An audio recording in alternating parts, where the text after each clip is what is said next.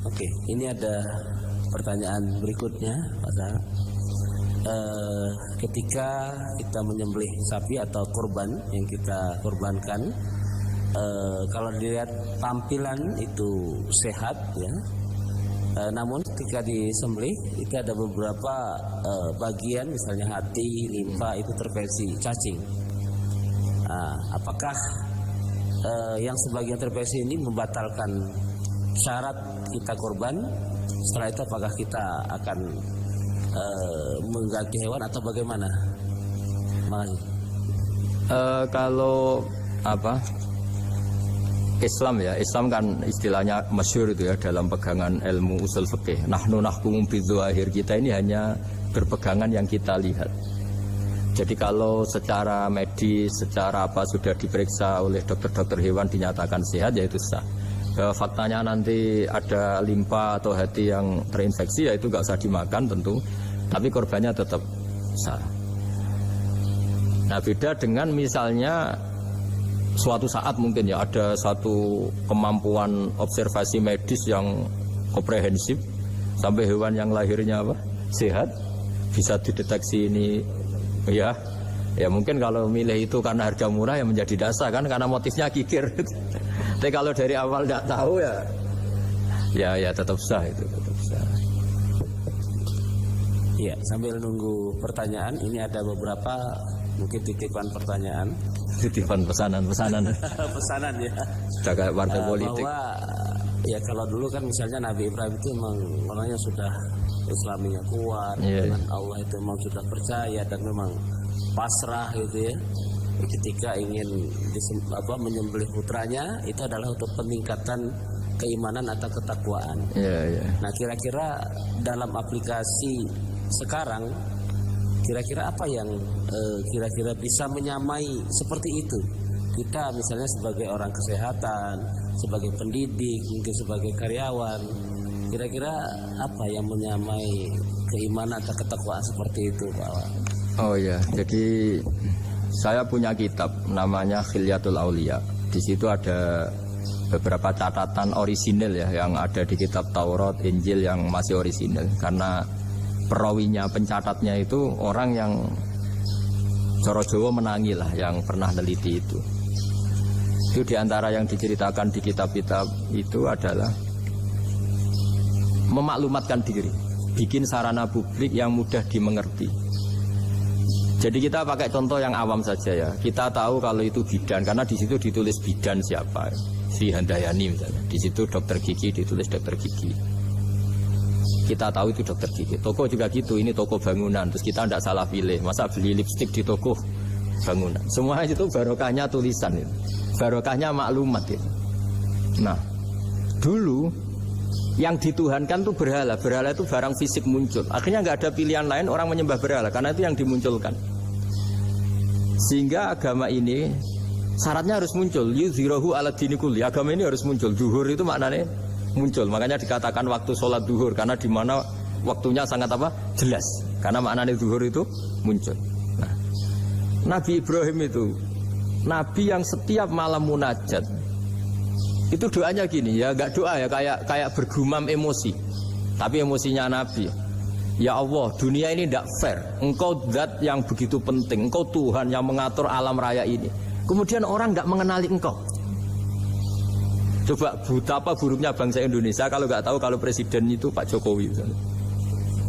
Atau orang UGM enggak tahu rektornya itu Pak Manut misalnya. Dekannya Bu Ova di kedokteran, itu kan lucu. Atau anak kamu enggak tahu kalau kamu orang tuanya. Itu kan mangkel betul itu. Tahu saja enggak. Nah, Ibrahim itu tiap malam gitu. Dunia ini tidak fair. Engkau Tuhan yang begitu penting menciptakan langit bumi, kemudian manusia itu tidak mengenali engkau. Bahkan menyembah selain engkau. Wah, itu nah, supaya Allah diketahui gimana? Terus ada simbol-simbol itu. Ada masjid, ada pengajian, ada macam-macam. Nah, ilmu sosial juga gitu. Mungkin ya banyak lah orang yang tanpa kurban pun sedekah daging sama tetangga atau ngasih uang sama temannya untuk nyate gitu. Tapi ini nggak bisa dimaklumatkan. Yang bisa dimaklumatkan adalah pas udhiyah, pas kurban. Jadi intinya gini, kebenaran itu menjadi baik itu kalau dimaklumatkan terus orang lain mudah mengakses. Dan itu termasuk syariat besarnya Nabi Ibrahim. Makanya disebut sya'irullah, sesuatu yang terkenal sekali. Jadi syiar itu pengajian supaya apa? Syiar itu harus terkenal.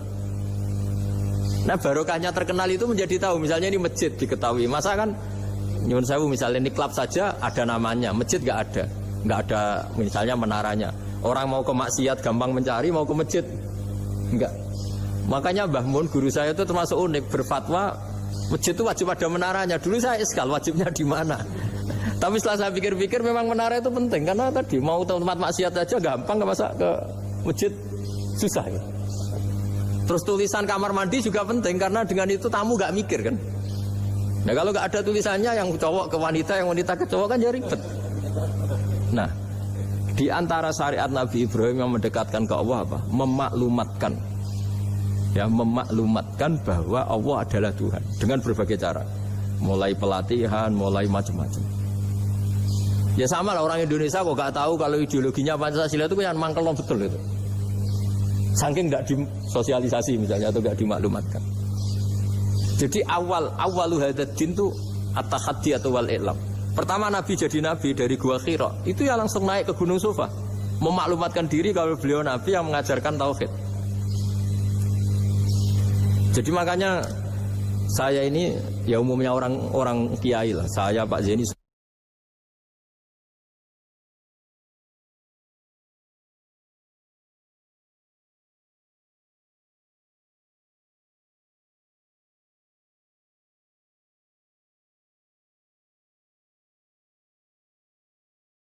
semuanya. Itu sebenarnya inginnya juga orangnya. Karena apa? Karena tidak tahu kan. Makanya pertama kali ibadah sama Allah itu apa? Ma'rifatullah. Coba pertama ibadah itu apa? Ma'rifatullah kan, mengenali bahwa Allah itu Tuhan. Jadi itu yang paling penting. Kalau tidak tahu, ya misalnya di pondok saya ini terus dianggap Pak badhe metuki sinten. Aku kiai deh citra. Kan kenyak uang gitu. Jadi makanya Nabi Ibrahim itu mangkelnya kayak apa? Wong dunia ini milik Allah, kemudian orang-orang ini nggak tahu Allah itu siapa. Taunya makhluk kayak berhala, kayak apa yang malah dianggap Tuhan. Nah ya itu jadi kalau ingin dekat Allah dalam konteks modern ya maklumatkanlah kebenaran ini. Sampai kebenaran ini mudah diakses, mudah dipelajari, mudah dipahami karena tadi dimaklumatkan. Ya saya kira demikian. Ini itu. Oke, terima kasih. Masih ada? Oh ya, ini ada lagi. Akhir ya? Masih 1, 2, 3, 4. Wah, kalau gitu. Banyak ini ternyata. Ya, yang berikutnya dari Umi Zakiyah Malang. Assalamualaikum Pak Gus Baha. Berkaitan dengan langkah-langkah ibadah haji tentang apa yang dilakukan oleh Nabi Ibrahim, yaitu wukuf. Apakah betul saat yang di layarnya kok beda? Yang Umi Zakiyah,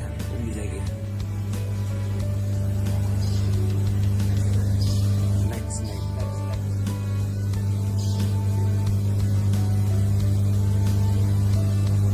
Firman terus. Iya, betul di sini. Harus dibatasin. Oh iya. Iya nanti kita batasi. Oh nanti. Soalnya sangat menarik ini. Iya. Ini ada Dewi Ismi. Apakah benar? Ya ini. Apakah benar kisah penyembelihan Ismail itu dipalsukan? Nah, itu jawabnya gampang, nggak benar. Apa hubungan kurban dengan Idul Adha yang secara harfiah artinya perayaan atau merayakan waktu duha? Ya, monggo. Kalau cerita penyembelihan Ismail itu jelas benar ya karena ada di Al-Quran. Jadi yang jadi perdebatan mufassir itu apakah benar-benar Ibrahim itu sampai menyembelih, maksudnya sampai meletakkan pisau di leher, apa setelah berkomitmen mau menyembelih sudah dibatalkan Allah karena Allah menghormati apa? Komitmennya aja. Nah, tapi hampir semua ulama berpendapat memang ya sempat benar-benar sampai fisik Ibrahim meletakkan apa? peso di lehernya, kemudian lam yu'athir syai'an, misalnya tidak membekas sama sekali, terus diganti itu. Jadi cerita itu populer sekali. Tapi yang penting adalah tadi cerita saya bahwa itu karena Ibrahim pernah mengklaim beliau cinta Allah itu enggak tertandingi oleh makhluk apapun. Terus diuji ketika punya anak, mencintai anaknya, terus diuji dengan cara kalau kamu betul hanya mencintai saya, ya anak kamu sembelih itu. Ternyata mau juga, berarti betul gitu. Tapi setelah betul ya sudah tetap normal lah tetap. Tapi tidak usah dipraktekkan nanti kalau. Terus kalau masalah udhiyah itu bukan kaitannya dilakukan waktu duha, ndak. Memang duha yudhi tadkhiyatan itu artinya ya menyembelih yang memang kebetulan waktunya setelah sholat. Nah, waktu sholat itu kemudian bisa dibahasa Arabkan waktu duha. Jadi ya memang saling terkait. Kalau bahasa Arab itu memang semuanya begitu. Jadi kalau orang yang perilakunya baik itu disebut Muhammad, orang yang terpuji. Sehingga Nabi Muhammad punya nama lain namanya Ahmadu, saya memuji Allah. Kan Hamidah Ahmadu, kalau ingsun Ahmadu saya memuji. Jadi kalau bahasa Arab memang itu bofa. Kalau bahasa Arab itu memang unik. Bahasa Arab itu semuanya itu merujuk kosakata. Makanya kalau Pak Quraisyah menulis tafsir itu mesti melibatkan kosakata. Kayak Rasul itu asli maknanya Rasul itu ya utus. Yang korban kan harus sama suaminya orang kan. Ya saya bilang gitu. Ya Allah itu tidak kayak yang kamu pikirkan gitu. Kalau dia ikhlas ya nanti kan tetap ke surga itu. Ya gampang saja lah, harus seperti itu. dia bayangkan. Yang jelas memang kaidahnya gitu ya. Kalau satu sapi cukup untuk 7 orang. 7 orang itu bisa keluarga, bisa orang yang kita amali ya. Karena memang Islam mulai dulu itu membolehkan orang amal untuk orang lain. Jadi dulu ada orang, ya Rasulullah, orang tua saya ini sudah sepuh. Beliau sangat ingin haji, tapi kalau haji nggak bisa karena sudah tidak bisa berkendara unta. Kata Nabi, ya sudah kamu saja yang haji sebagai ganti bapak kamu. Sehingga idza mata ibnu Adam in qata amalu itu termasuk anak yang soleh, sedekah dan apa. Memang mulai dulu Islam itu ada beberapa hal yang amal itu bisa diamali pada orang lain. Awaladin sholihin yatullah, terus adalah beberapa. Nah korban juga gitu. Biasanya anak-anak yang soleh itu perasaannya dulu bapak kami miskin, nggak mampu berkorban, nggak mampu akikah. Biasanya anaknya terus melakukan itu untuk bapaknya. Nah memang jadi perdebatan ulama, apakah kemudian mayit ini dapat pahalanya enggak? Jawabannya gini, kalau mayit itu orang soleh dapat. Kalau nggak soleh, itu kemungkinan dapat kecil. Misalnya gini, ada mayit yang zaman hidup itu antipati ngamal. Kok enak, duitku sing ngilang wong liya nyate gitu. Dia mentalnya mental kikir yang beranggapan kok kenaan tetangga kami, uang kami yang habis, orang lain yang nyate. Terus dia mentalnya gitu dibawa mati. Kemudian anaknya soleh berkorban untuk bapaknya. Nah yang seperti ini ada potensi gak sampai karena dia tidak pernah punya niat. Itu beda dengan orang yang zaman hidup memang ingin korban, cuma secara ekonomi nggak mampu. Makanya pentingnya innamal a'malu binniyat itu di situ, amal itu terserah niat. Dalam banyak syarah, ya syarah itu penjelasan yang rinci itu dijelaskan. Kenapa orang mukmin masuk surga selama-lamanya padahal dia jadi mukmin hanya 80 tahun. Misalnya kita hidup di dunia kan rata-rata 80 tahun. Karena dia berkomitmen andikan hidup 1000 tahun juga tetap mukmin, andikan hidup 2000 tahun ya tetap mukmin, tetap sholat. Setiap orang soleh perasaannya gitu. Andikan kita hidup 2000 tahun juga tetap seperti ini kan, ya tetap sholat, tetap. Nah, sehingga karena niat itu dia diganjar surga selamanya. Karena dia bayangkan andikan di dunia selamanya juga akan iman selamanya. Nah, orang kafir juga berkomitmen gitu, yang belum rubah maksudnya. Kalau dia hidup ya akan kafir terus. Ya, makanya dia kafirnya 80 tahun, misalnya hukumannya juga neraka yang lama sekali karena. Nah kira-kira itulah. Makanya kalau mayat tidak soleh ini kita yang sebagai ulama berdebat karena tadi.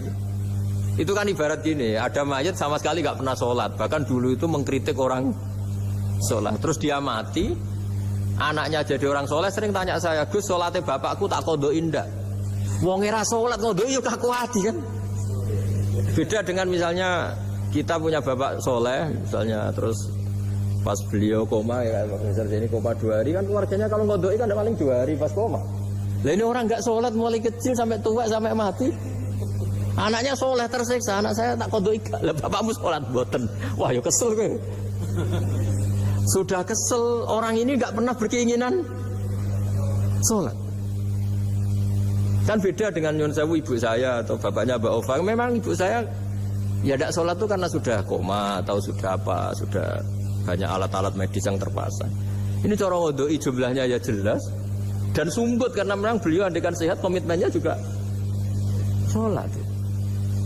Nah ini yang orang kadang salah kaprah, bisa enggak amal sampai mayit? Sebetulnya di dunia ulama perdebatannya bukan masalah sampai tidaknya, mayitnya ini siapa? Gitu.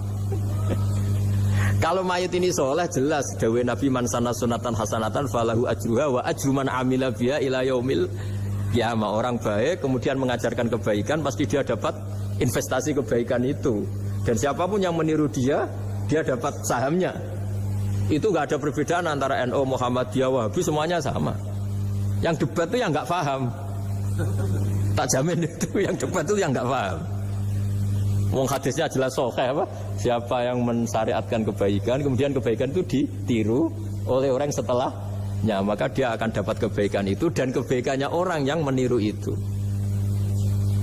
Itu kan hadis sahih, nggak ada perdebatan sama sekali. Ya terus yang terakhir ini terakhir betul itu. Ya sudah.